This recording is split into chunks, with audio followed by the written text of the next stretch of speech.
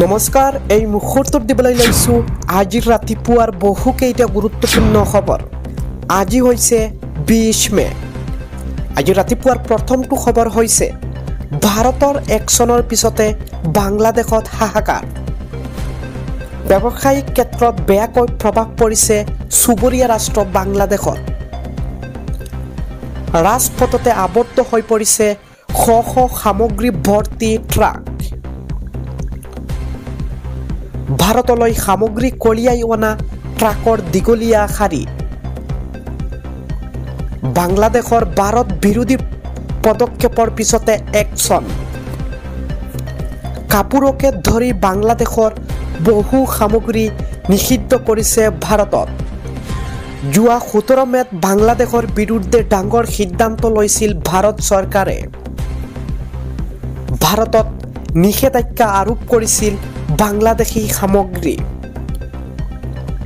নিষিদ্ধ কৰিছিল ফলৰ সোৱাদযুক্ত পানীয়, স্নেক্স, চিপছ আদি।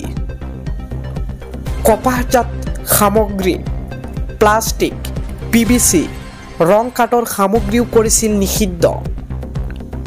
ভাৰতৰ একচনৰ পিছতে বৰ্তমানে বাংলাদেশত হাহাকাৰ পৰিস্থিতি। ৰাতিপুৱাৰ পৰৱৰ্তী খবৰটো হৈছে সলনি হৈছে বতৰ।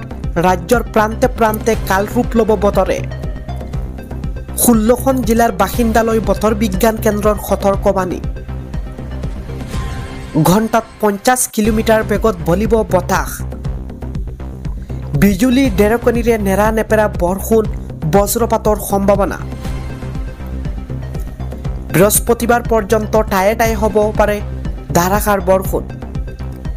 আমি জনাই আছো কোন কোন জিলালৈ এলাৰ্ট জাৰি কৰিছে বতৰ বিজ্ঞান কেন্দ্ৰই। বঙাইগাঁও আৰু বৰপেটাত জাৰি কৰা হৈছে অৰেঞ্জ এলাৰ্ট। আন 14খন জিলালৈ য়েল্লো এলাৰ্ট জাৰি কৰিছে বতৰ বিজ্ঞান কেন্দ্ৰৰ। ধুবুৰী, দক্ষিণ শালমাৰা, মানকাছাৰ, কোকৰাঝাৰ, গোৱালপাৰা, চিৰাং, বাক্সা, বজালী, নলবাৰী, কামৰূপ মেট্ৰ', ইফালে ডিমা হাছাও, কাছাৰ, শ্ৰীভূমি, হাইলাকান্দিৰ বাবে য়েল্লো এলাৰ্ট জাৰি কৰিছে বতৰ বিজ্ঞান কেন্দ্ৰই। ৰাতিপুৱাৰ পৰৱৰ্তী খবৰটো হৈছে সমগ্ৰ ভাৰতবাসীৰ ৰিপিট। আজি ৰাতিপুৱাৰ পৰৱৰ্তী খবৰটো হৈছে সমগ্ৰ ভাৰতবাসীৰ বাবে এটা উদ্বেগজনক খবৰ।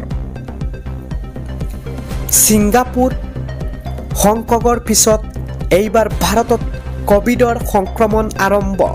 কভিডত আক্ৰান্ত ছানৰাইজাৰ্ছ হায়দৰাবাদৰ ক্ৰিকেটাৰ ড্ৰেভিছ হেড।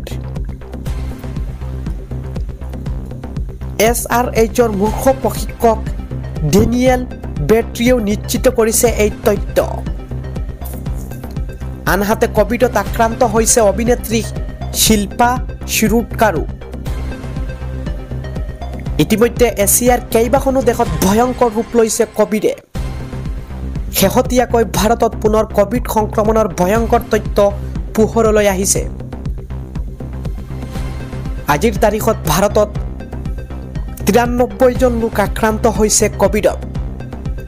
ৰাষ্ট্ৰীয় সংবাদ মাধ্যমত প্ৰকাশ পাইছে এই উদ্বেগজনক তথ্য। ৰাতিপুৱাৰ পৰৱৰ্তী খবৰটো হৈছে নিজ দেশতে হাহাকাৰ লাগিছে পাকিস্তানীৰ। ভয়ংকৰ বিস্ফোৰণত পুনৰ কঁপিল পাকিস্তান। প্ৰাণ গ'ল 4 পাকিস্তানীৰ, আহত 20 জনৰ। অচিনাক্ত আক্ৰমণকাৰী আৰু পাকিস্তানী সেনাৰ গুলীয়াগুলীৰ মাজতে ভয়ংকৰ ঘটনা। বেলুচিস্তানৰ কিল্লা আব্দুল্লা জিলাৰ জব্বাৰ মাৰ্কেটত প্ৰচণ্ড বিস্ফোৰণ। বিস্ফোৰণত ধ্বংসস্তূপত পৰিণত একাধিক দোকান, পোহৰ, অনুষ্ঠান প্ৰতিষ্ঠান। নিজ দেশতে হাহাকাৰ লাগিছে পাকিস্তানীৰ। ভয়ংকৰ বিস্ফোৰণত পুনৰ কঁপিল পাকিস্তান। আজি ৰাতিপুৱাৰ পৰৱৰ্তী খবৰটো হৈছে কিশোৰীৰ সৈতে জঘন্য কাণ্ড, লম্পট সৌৰভ কলিতাৰ। ঘৰত কোনো নথকাৰ সুযোগ লৈ 14 বছৰীয়া কিশোৰীক যৌন নিৰ্যাতন। 25 বছৰীয়া বিবাহিত যুৱক সৌৰভ কলিতাই কৰিলে অপকৰ্ম। পুনৰ গুৱাহাটী মহানগৰীত কিশোৰীৰ সৈতে ভয়ংকৰ ঘটনা মহানগৰীৰ নুনমাটিৰ হনুমান মন্দিৰৰ ওচৰতেই জঘন্য ঘটনা অপকৰ্মৰ পিছতে কিশোৰীগৰাকীয়ে অৱগত কৰিছে পিতৃ মাতৃক নুনমাটি আৰক্ষী থানাত এজাহাৰ দাখিল পৰিয়ালৰ লোকৰ এজাহাৰৰ পিছতেই আৰক্ষীৰ জালত অভিযুক্ত লম্ফট সৌৰভ কলিতা কিশোৰীৰ সৈতে জঘন্য কাণ্ড লম্ফট সৌৰভ কলিতা ৰাতিপুৱাৰ পৰৱৰ্তী খবৰটো হৈছে শীঘ্ৰেই মুকলি আকাশৰ তললৈ আহিব শংকৰজ্যোতি বৰুৱা আৰক্ষীয়ে 3 দিনৰ জিম্মাত বিচাৰিছিল শংকৰজ্যোতি কিন্তু আদালতে আৰক্ষীৰ জিম্মালৈ প্ৰেৰণ নকৰিলে শংকৰক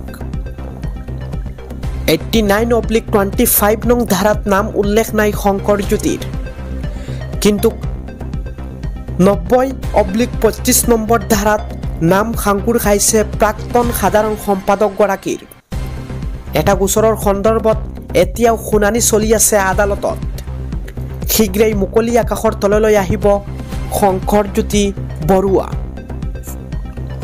দিবলৈ লৈছো আজিৰ ৰাতিপুৱাৰ পৰৱৰ্তী খবৰটো এইবাৰ খুৰা ব্যৱসায়িকত নামি পৰিছে শুকুৰালীয়ে অৰুণাচলী খুৰা ব্যৱসায়িকত নামি আৰক্ষীৰ হাতত ধৰা পৰিছে আমি মিডিল অসমৰ দৰ্শকসকলক দেখুৱাই আছো এয়া প্ৰত্যক্ষ কৰিব পাৰে এয়া হৈছে হুজাই আৰক্ষীয়ে শুকুৰালীক গ্ৰেপ্তাৰ কৰিছে যিখন ট্ৰাকৰে খুৰাসমূহ আনিছিল সেই ট্ৰাকখন ইতিমধ্যে জব্দ কৰা হৈছে